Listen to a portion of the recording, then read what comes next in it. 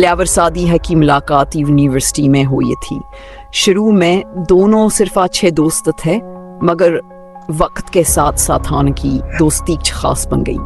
दोनों ने एक दूसरे पर भरोसा करना शुरू कर दिया और अपने जज्बात को समझने लगे। जब यूनिवर्सिटी ख़त्म हुई तो किस्मत ने एक और साथ दिया। दोनों को एक ही कंपनी में नौकरी मिल गई।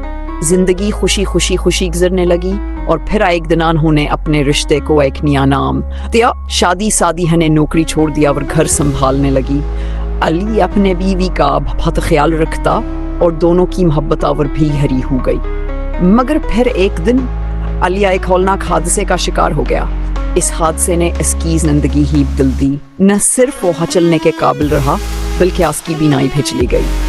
सादिया ने हमतने हारिया और हाल में अली का साथ दिया। अब वो अली की आंखें थी, वही उसके कदम।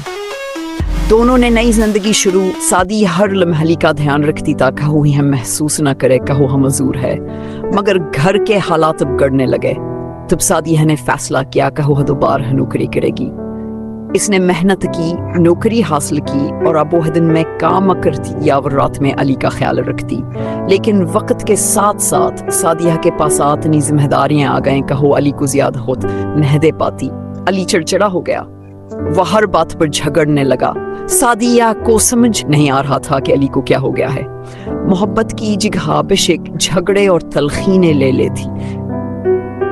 अली ने सादिया पर शक करना शुरू कर दिया।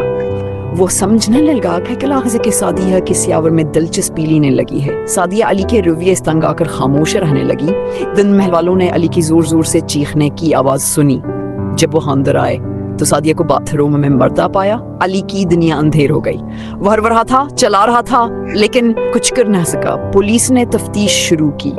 अली ने बयान दिया, कहाँ से लगा जी से रात को घर में कोई और भी था, मगर चूंकि वो न दिख सकता था न चल सकता था, इस कुछ पता न चला। पुलिस ने घर की तलाशी ली और आखिरकार कातिल पकड़ा गया।